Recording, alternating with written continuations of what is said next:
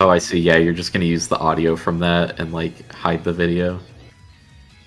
Yeah, I remember that from the online weekly streams. You're probably gonna want to mute my stream then for the time being. Okay, cool. Cool beans. I'll be right back.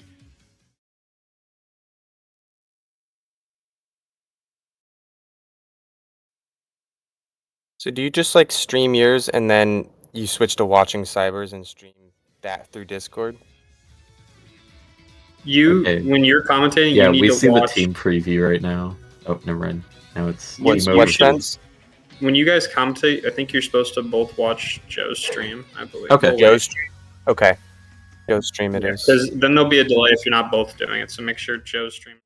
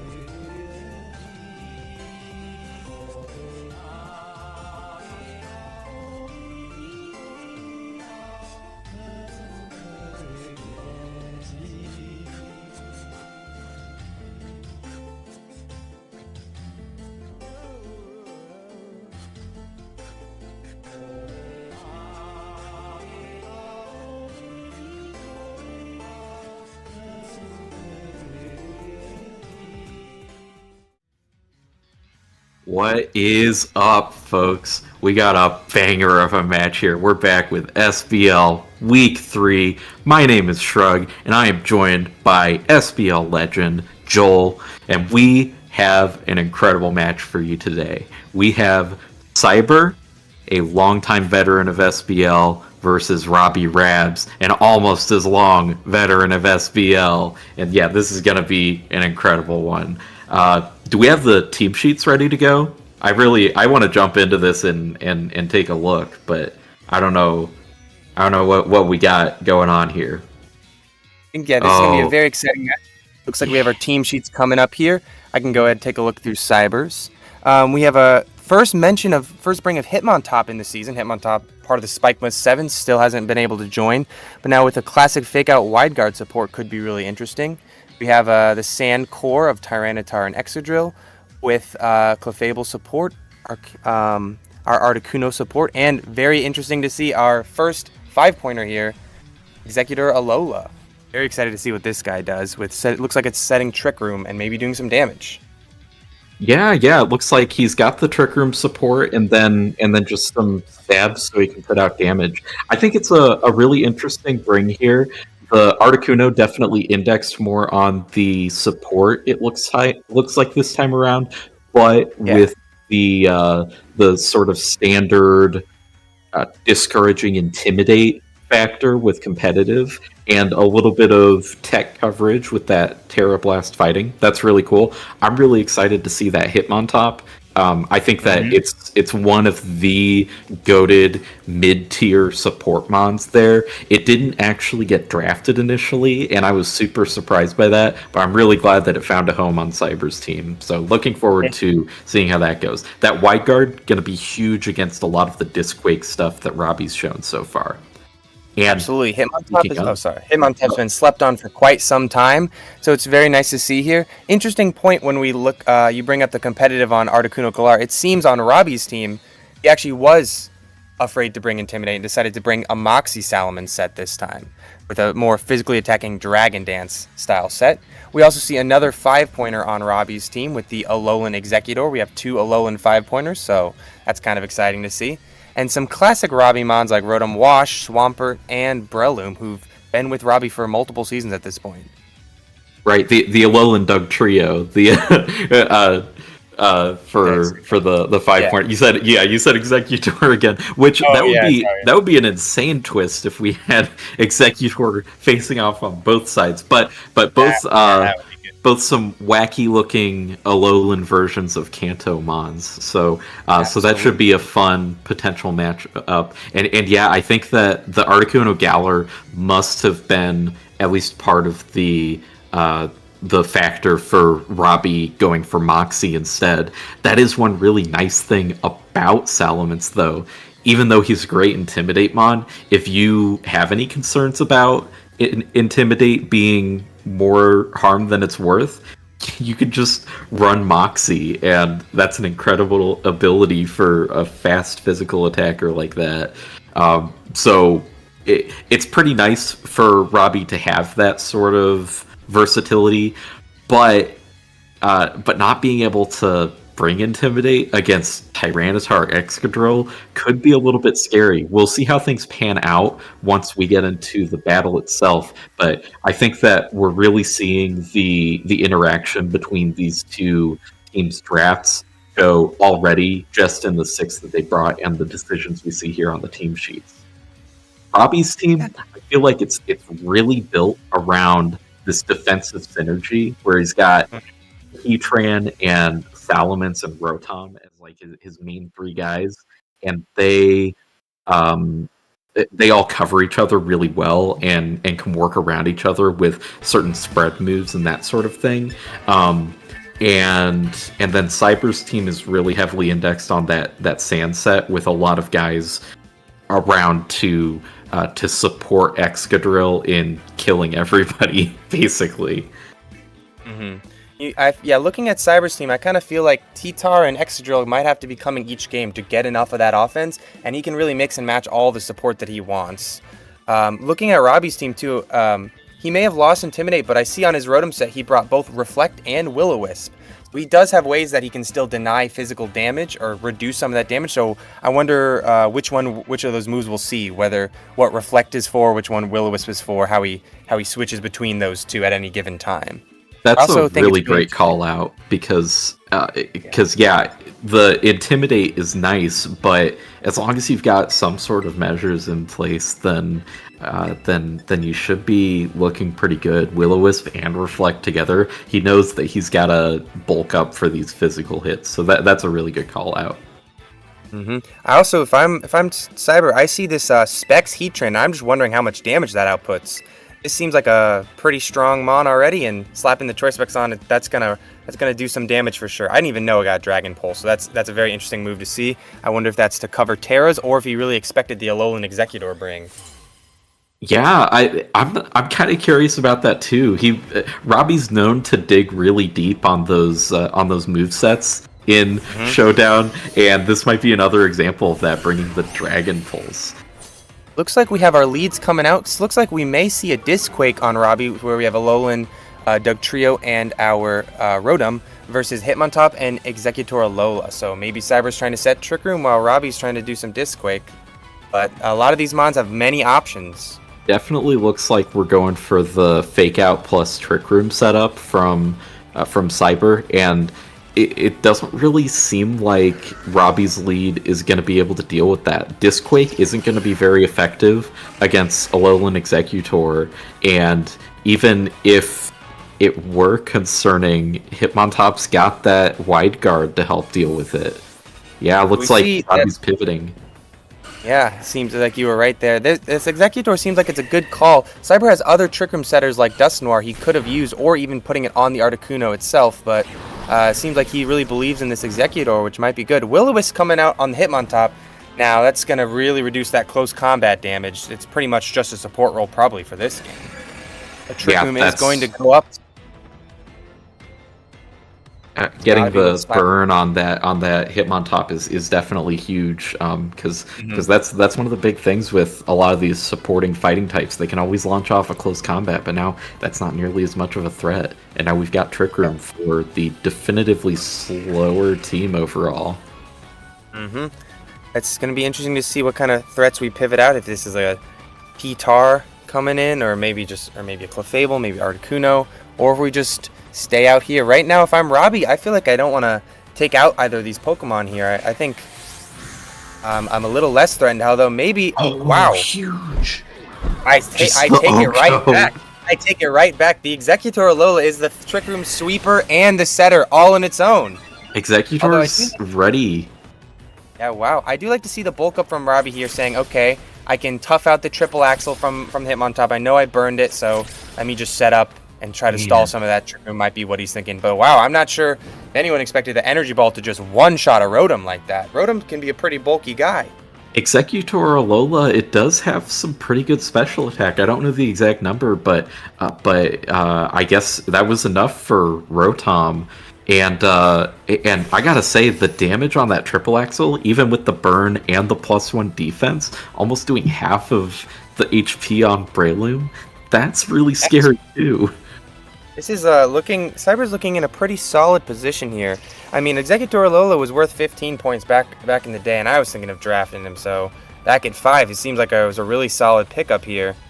Looks like Definitely. I can't see it at the moment. Robbie brought it back in Dugtrio, so much faster guy in Trick Room. So maybe Dugtrio might be moving last on the field here. It might need to be able to protect itself, but we'll see what kind of ends up happening.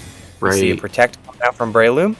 And I think that was Focus Sash on the Dugtrio, so it's at least going to live one hit here, and good call. So it seems like it'll live the turn, probably. It's going to live this close combat, but we'll take it to Sash. It does take it to Sash, even through that burn. It's a bit of a frail Mon. Let's see what this Dugtrio brings. Man, I gotta say, the offense from Cyb3r's team here has been really impressive. The damage output has just been really hard to deal with. Getting that Trick Room up turn 1 was so huge for him. And did we see how little damage that Iron Head did to our Alolan Executor? Why is this Mon at 5 points? This Mon's going really well. Thinking there was a little bit of mistiering here, maybe. Well, maybe Cyb3r's trying to make the case that maybe this has got to go up to 10 or 15 next season, but the game's still not over. The set's still not over for sure, so we'll have to see if Robbie can effectively stall out some Trick Room, or if he can bring in a sweeper like a Heatran or a Salamence and really take control back of the battle. Right now, it is looking like Cyb3r's in the driver's seat. We haven't really seen Robbie's biggest hitters. Rotom's his highest point value that we've seen on the field so far, and he's long dead at this point. But we're going for the Terra Fighting. Did he have Mach Punch on his set? Maybe he's about to big Mach Punch. See how much damage this does. Oh. Wow, and Exeggutor, the Terra Fighting plus Bulk Up. We have a lot of boost there. That's 1.5 with Stab, 1.5 Bulk Up, and the 1.5 with the Terra.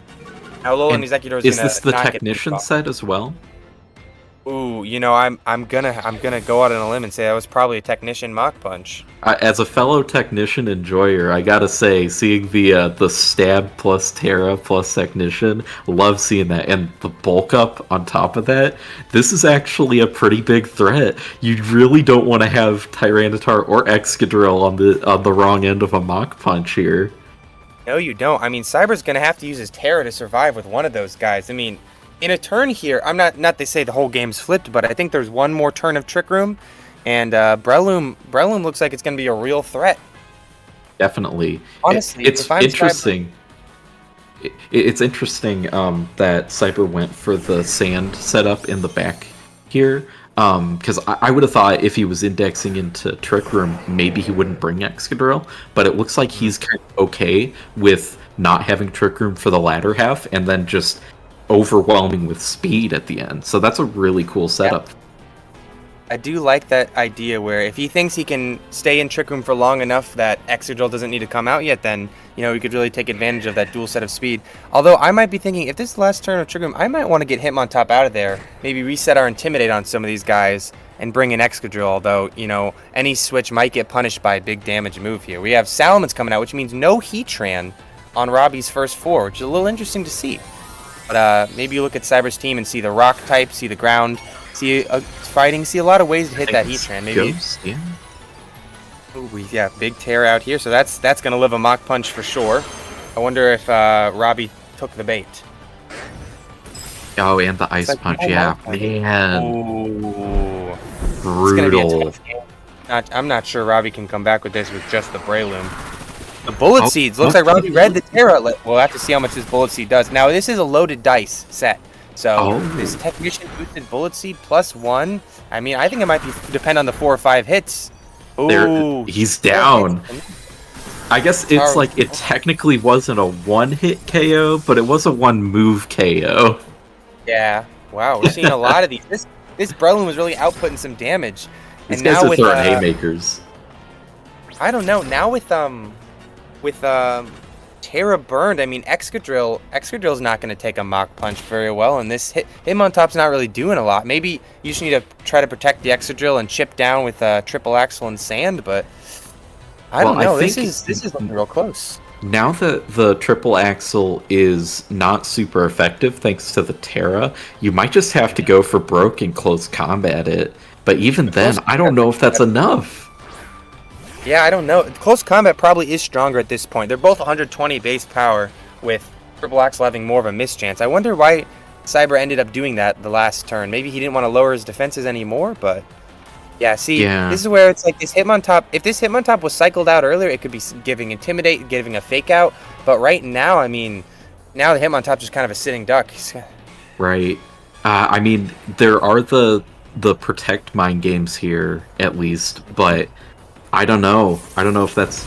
Oh, he didn't go for Mach Punch. Not go for Mach Punch. That's interesting. I feel like Robbie must have been really calling the Protect on Excadrill. Yeah. Cyb3r took advantage of that. Cyb3r saw, 50-50 win con there, and Cyb3r was able to come out. But that was a very intense game. It very easily could have gone to Robbie, so I'm really excited to see game 2. I was really scared for Robbie at the start. it just looked like Cyb3r had so much going for him, but over the course of those middle turns, it really felt like Robbie was putting something together. So good on Cyb3r being able to keep it together and bring home that win. It felt like a really volatile game. So we'll see what adjustments Robbie makes in the second game here. If I'm Robbie, I feel like my Doug trio was, didn't do quite as much as I wanted to, which is probably because of the Trick Room. I think if Robbie had a way to deny Trick Room, that Alolan and Doug trio might find a home, but I'm thinking if I'm Robbie, I might want to bring that in for Swampert or Heat Train that can maybe get some more damage off while Trick Room's up. Right. It definitely seems like Robbie was not very happy with the lead that he ended up matching up against, and that really put him off on the wrong foot to start off. Cyb3r has a lot of ways he can go. I mean, he can also focus on his sand mode more. He doesn't have to necessarily set Trick Room, which he could just all index on his support. But I don't know. I mean, if I'm him, I feel like things went pretty well. It just the Hitmontop getting burned and getting stuck was kind of an issue. Although Alolan Executor, if we want to set Trick Room, Alolan Executor really proved its worth. If it's gonna one shot that Rotom, I'm sure it's gonna one shot a Swampert if Swampert comes out. So I was impressed by that 5-pointer performance. Yeah, definitely. One interesting thing that I wanted to point out here, I didn't realize until Spencer sent us the cheat sheet, but these guys haven't actually played since season 4.5. We're in season 8 right now. That's pretty crazy that these two mainstays of the draft league haven't played in so long. So this is a really cool revisit on this matchup, and they always go to the last game in the set. They always go to either game 3 or game 5, depending on best of 3 or best of 5. So we'll see if we keep up that pattern here. Yeah, it's definitely always really interesting to see their games. The last game, notably, in 4.5 was a very exciting game where Cyb3r had an undefeated season and Robbie actually eliminated him from playoffs. So that was Robbie's first win against Cyb3r. Currently the matchup is two sets for Cyb3r and 1 set for Robbie, but it's been a long time. I wonder if Cyber's out for revenge or if Robbie's up to even the score. Yeah, that was a nail biter of a set. I definitely remember that, and that's definitely one of the sad things about losing all those showdown replays. We don't get to rewatch that. We just we just have memories of the Discord calls and all that. Moment of silence. Yeah. Oh wow! And just looking at the lead matchup now, it looks like Robbie went all the way and said, "You know what? I'm putting both my best guys out, and I'm gonna let them sort this one out for me." Robbie doesn't want to leave any points off the table this time. He spent 70 and 50, and he's gonna use it. Heat Wave coming out doing big damage to both, and getting a burn on the Hitmontop. Ooh, you gotta be feeling good if you're Robbie getting that burn there.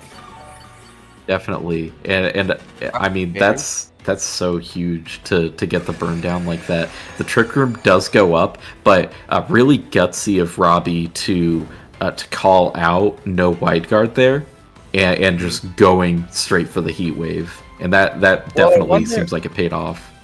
I wonder if the Salamence had a move that if the wide guard went out, the Salamence just attacked the Executor, and maybe Robbie was covering for both options. But Specs Heat Wave did a lot, but that Executor Alola took that pretty well and was able to set up Trick Room. With that berry, it's back into the green. Right, and the fact that it's Specs does make wide guard even more of a problem for him. Ooh, that's a very good point, because this Hitmontop could sit on the field and but he didn't. Oh, a big he went for the close combat, right? We saw Cyb3r's moves. Oh, but we got the harvest. Very good harvest. If I'm Cyb3r, I'm very happy about that berry. Living on 2 from that berry health, and now the berry's back. That definitely helps, but Robbie did a really great pivot out with the Salamence, so he was able to tank Dragon Pulse with his Rotom instead, and that's pretty dang nice for him as far as positioning goes. He's still got this Trick Room to worry about, but definitely better Rotom than Salamence for that one.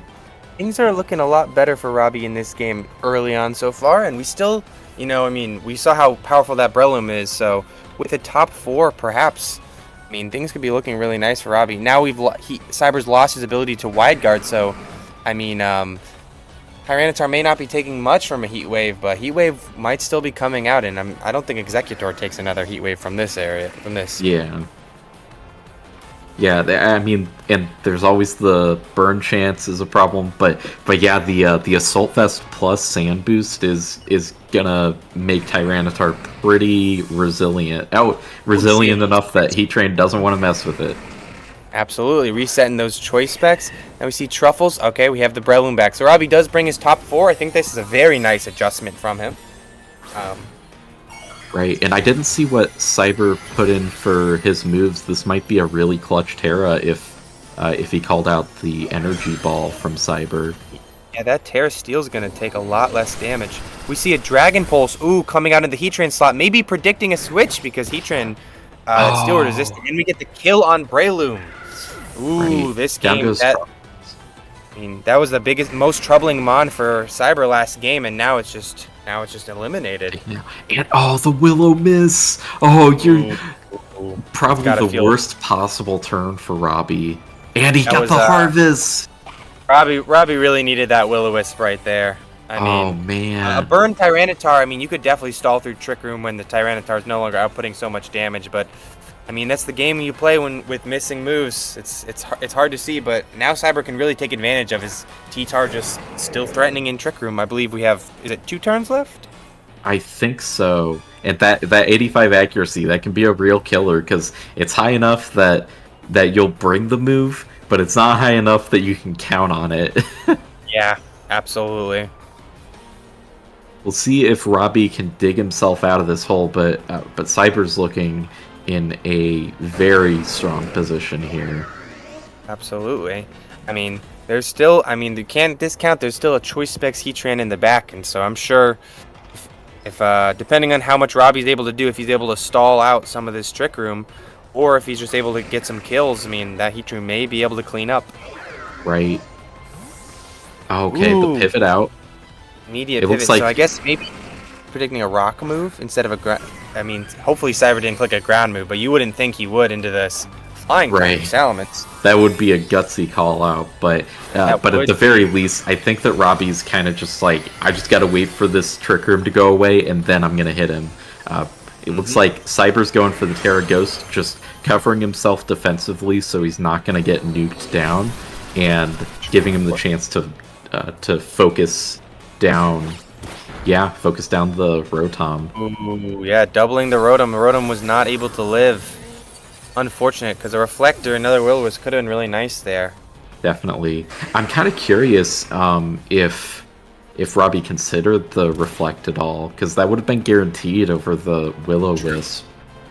That's true, yeah. I think overall there's a little more upset to the Will-O-Wisp play, but playing it safe would have made sure Reflect is up for 8 more turns because we saw the Light Clay item just got knocked off. So right. I wonder if Robbie was regretting that decision or, thinking he should have protected or something. It's tough. Sometimes you kind of just have to go for the riskier play. The chip damage on Tyranitar would have been nice, and yeah, that huge 50% debuff that you can't crit through would have been huge. But now, because of that Willow miss, we're in a really rough spot on Robbie's end, and I really think that this is Cyb3r's game to lose. I don't want to count Robbie out too soon, but yeah, he's just getting Dragon Pulse down. Salamence. Oh yeah, I wonder, did that Salamence have Protect? I feel like the last turn of Trick Room, I might have wanted to, try to stall that out a little bit there. Maybe he was thinking that he would get doubled on the Heatran. Ooh, well, there's the burn he needed. A little too late, now, let's see what move we lock into the rest of the game. No, he's got the choice specs knocked off. Yeah, that's gonna weaken it. We do see the Executor Alola fall. Yeah, that Assault Vest is just bulking him up too much, though. I don't think that Robbie's got enough in the tank here to do anything about this now. If Excadrill and Excadrill's in the bag. Excadrill coming in at the end of Trick Room, I'm not really sure if Heatran can live a high horsepower. Maybe I think Robbie might have to play for the high horsepower miss. Yeah, the double 95% miss. This is If Highway misses, looking nasty. Yeah, no, down he goes. Oof. And that's the burn. The burn just a little too late. His insult injury coming right in. But that looks like it's going to be a 2-0 for Cyb3r there. But some very tense games. You know, game one really came down to a 50-50 that Robbie definitely could have had that game if Cyb3r had played just a little bit differently in the end. But this game, it seems like Cyb3r was a bit more in the driver's seat. He kind of figured out how he was going to play his offense. It was a really cool match to see. I'm glad I got to be here to commentate it. Yeah, definitely. It was an absolute pleasure. Would have loved to see Game 3, obviously, but I think that we got some quality gameplay out of those two games just fine. I think we may be able to bring on the competitors of our match for our post interviews. Are they here?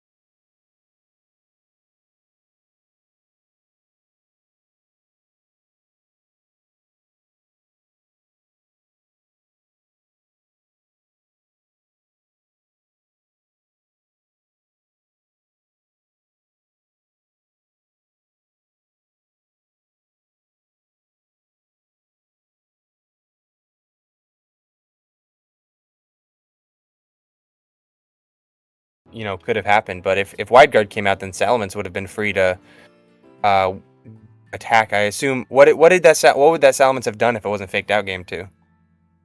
Game 2, I just went for just the raw Dragon Claw on the Executor there, because that combined with the heat. I figured the Dragon Claw it might have just killed it.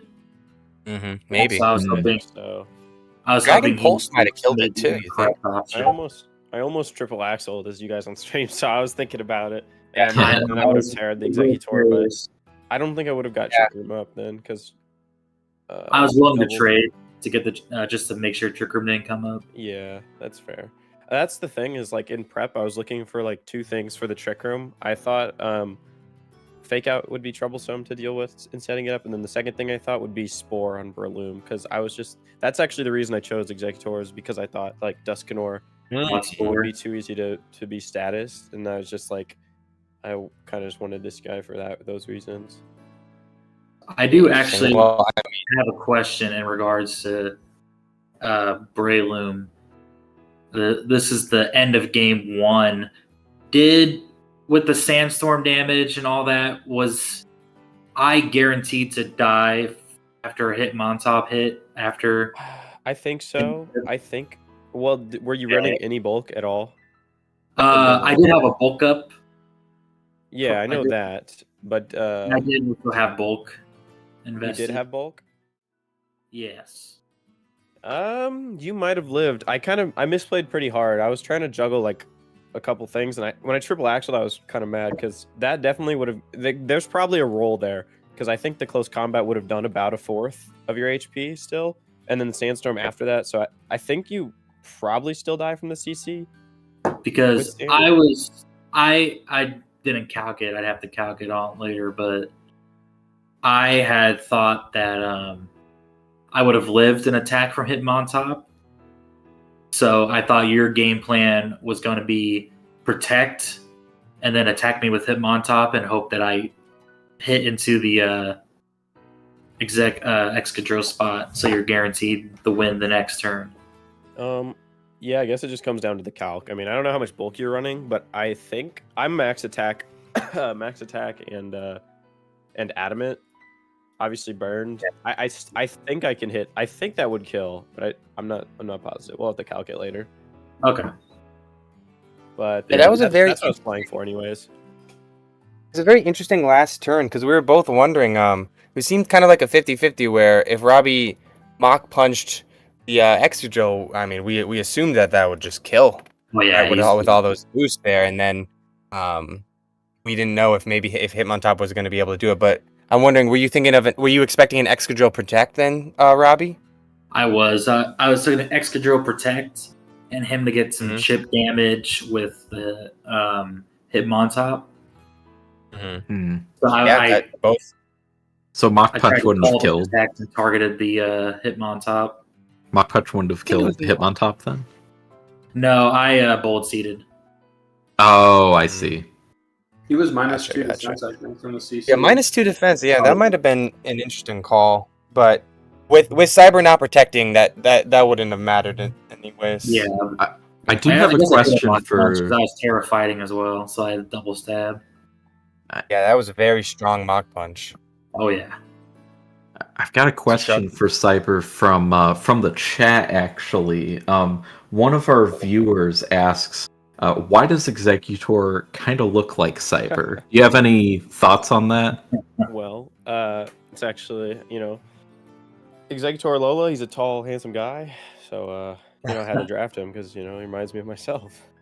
So, I can respect that. Very excellent. Definitely. I might argue the MVP of the set would be the Executor Lola, because without the Trick Room, it would have been just a different game. Completely of speed. Well, yeah. I wanted him for the Trick Room, and then the second thing was just I actually don't have like any grass coverage, and I needed to touch Rotom because Rotom is a threat. Oh, it touched Rotom, all right. I mean, that energy ball just one shot. That was a very surprising moment where was able this mon was bulky and did damage and set up the Trick Room. Like it was a pretty solid mon. It did exactly what you needed. Yep, that was the plan. That was a great brain. So it had quite a lot of coverage. Also would have hit Swampert well. The Dragon Pulse was good for Salamence. Just an excellent 5-pointer for this matchup. For sure. He's a 5-pointer? Yeah. I guess it is 4 times a week. Yeah, it is one thing. But yeah, we saw the battle of the Alolan 5-pointers, and it looks like Executor was on top today. As usually, Executor is on top of other Pokemon. Usually. Oh yeah, I guess I did bring in a Alolan 5-pointer, didn't I? Yep. They both brought Alolan 5-pointers. Got a legendary, both a pseudo. I thought what would be interesting about the Alolan Doug trio is you had potential to bring Sandvale, and I thought about it because my wide lens would be boosting Fake Out and Close Combat in that scenario. Like I would have have a little boost from the wide lens if that ever occurred, which I thought would be interesting. No, I brought it purely because I was like, if I have him as like a late game like sweeper to just come in and clean up against Excadrill or Cyb3r with the Sand Force boost. Oh yeah. Yeah, that definitely would have done some damage to this. Insanely strong. Yeah, plus the sash. The sash was quite worrisome, especially game 1 when you switched it out to preserve it. I was like, shoot, this thing could definitely be a major issue later on. Oh yeah, I was -1 attack, and also there's no sand, so I'm like, this is gonna do nothing. Yeah. Yep. Well, I'm curious about both our teams had a couple Mons that did not see the play field today. Cyb3r never brought his Clefable or his Articuno, and Robbie never brought his Swampert. So, can either of you tell me like what kind of things you were thinking about with them? Why you didn't decide to bring them in the 4s? I didn't bring my beloved Muddy Buddy because just seeing just how just dead Rotom was after that energy ball. I had Terra Water on Swampert, and I did have max bulk, but it was max physical bulk. Gotcha. So it was just it just wasn't gonna do good into that Executor. Very fair call. Fair. I was like, Articuno's not coming immediately once there's no Intimidate, because that's kind of the whole point of Articuno this week was just to be Intimidate.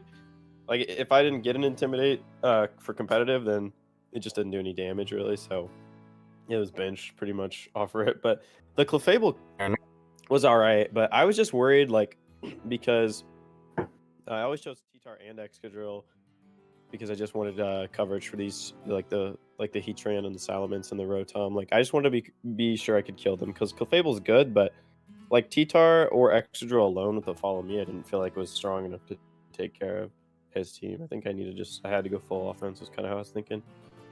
Understandable. Clefable couldn't really come. Yeah, that's definitely fair. On the note of Excadrill, Joel and I actually did not notice until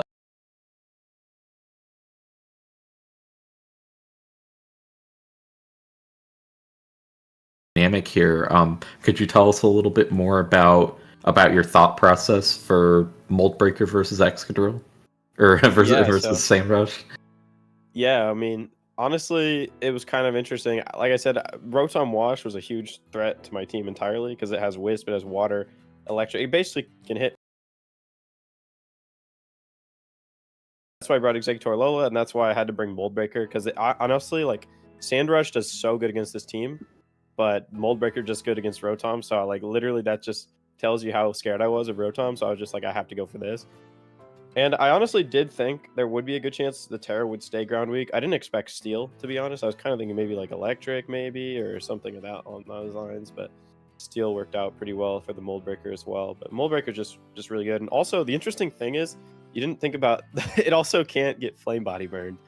So oh yeah, So I could have high horsepower. Oh, actually, that's wrong, because I did get Flame Body. No, it did at the end. Oh, wait. Actually, I thought. Okay, correction. I thought it couldn't get Flame Body. Oh, okay. I am curious about that now. Well, I thought that Moldbreaker reads after. I think is why. Maybe I'm wrong.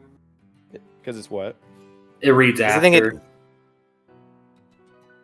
Yeah, I think that Moldbreaker only affects like type effectiveness, right? Or like not type effectiveness, but like whether things can hit or not. It doesn't affect like secondary effects on contact, I guess. Yeah, I guess so. Yeah. Well, yeah, that's fair. Yeah, that's funny, because I just after I said that, I was like, yeah, I actually do remember getting burned. Yeah. Like, yeah. What? Well, that's fair. I think the respect for Rotom definitely showed in a lot of your decisions there. So that definitely makes a lot of sense, and that is a cool aspect of your team, that you've got this Trick Room mode that that you can run, and Excadrill isn't like unusable with your Trick Room mode. That you just you got other options when you run Trick Room, and then he's also able to be like Sonic the Hedgehog levels fast. Yeah, very much. You can pick how you want to use Excadrill in Sand, or just forgo the Sand boost altogether to hit that Rotom. I mean, yeah, hell yeah, man. A lot of good prep on both teams here. Well, any of our competitors have any more thoughts they want to say? Anything they're interested about their opponent's team? Anything else they want to say to the audience? The choice specs he ran I thought that was a pretty good bring, because honestly that heat wave was insane damage on Executor Lola and freaking Hitmontop. That was like ridiculous damage. It's in the name, Heat Wave Harry, baby. Heat Wave Harry, indeed. Yes, sir. I don't have anything to add. I lost. Cyb3r's good. True statements. Don't underestimate Executor Lola. Yeah. I do not think any competitors will be underestimating him in the future. For sure. Bring flying moves or fairy. Well, or ice, especially ice. Especially ice. I mean, good stuff then. I think really solid match. Looking forward to seeing how both of your seasons going forward. But I guess that kind of wraps it up here for our Week 3 broadcast. So great set. Yeah. See you guys. Yeah, good stuff. And we'll catch you.